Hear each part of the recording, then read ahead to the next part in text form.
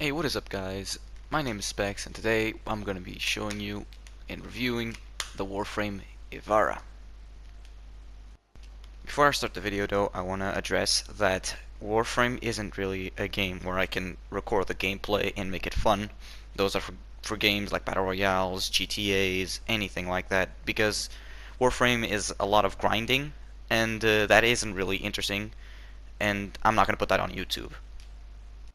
So instead of recording gameplay, I am going to make a tips and tricks series for Warframe. I also want to address that Warframe is not the only game I'm going to be playing. I'm going to be playing a lot more.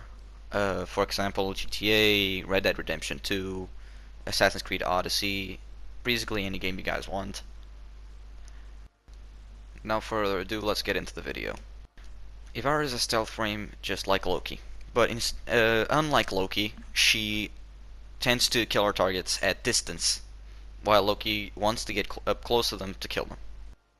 In my opinion, Ivara and Loki are pretty equal on stealth capability, but I think Ivara is better due to some certain mods that only she has. Ivara's first ability that you unlock is Quiver, where she cycles through 4 tactical arrows. Cloak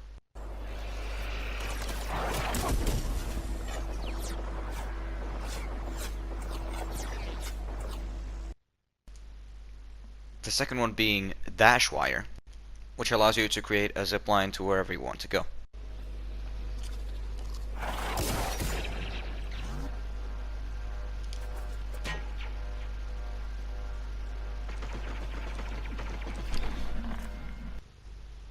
Noise, which is, well, pretty self-explanatory.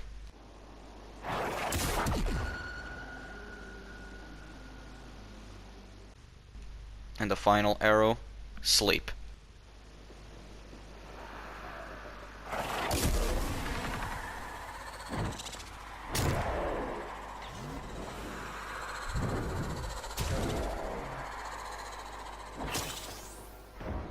The second ability is Navigator, which you assume control of a projectile that can be an arrow or it can be a throwing knife.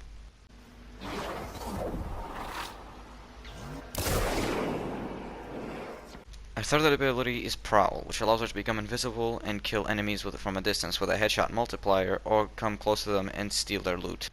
However, this ability restrains her movement speed, as well as not allowing to let her slide, otherwise this happens. Now I know what you're thinking. How could Ivara be possibly better than Loki? I mean, Loki fans will say, Loki's the best Warframe ever. But guess what, you smelly little shithead? If you time it correctly, she can actually dash and not lose her invincibility. Ivara also has an augment that allows her to increase her movement speed and bypass lasers without getting detected. Now I didn't really see any difference between the movement speed because I mainly use Void Dash. You still can't, even with this augment, you still can't sprint nor slide. I actually have this augment and I'm going to show you what it does.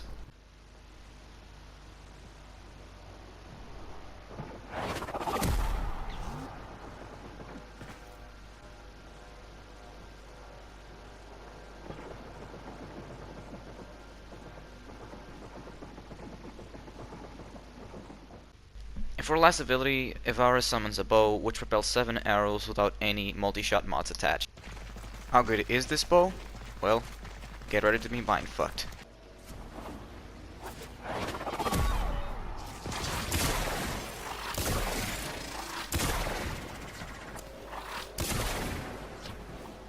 We fought for it.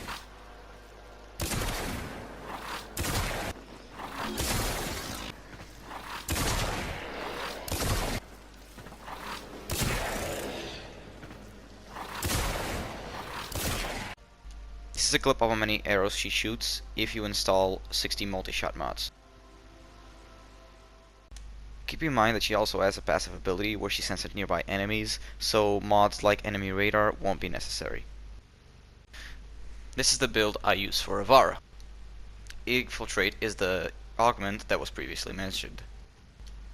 Augur Message is just to overcompensate for one of the corrupted mods that I'm using, and that mod is Fleeting Expertise, which gives her 60% efficiency but removes 60% of ability duration.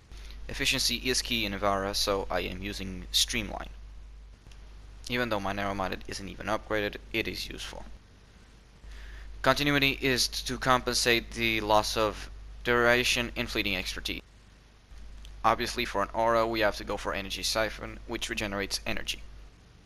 Strength shouldn't be the strong point here, you have to consider range, efficiency, and duration. Therefore overextended is really useful. For the last mod we are using flow, which gives Ivara a lot more energy, going from 262 to 525. My upgrades on the Artemis bow aren't really something to write home about. It's Serration, Point Strike, Hammer Shot, Vital Essence to focus on damage, and critical chance.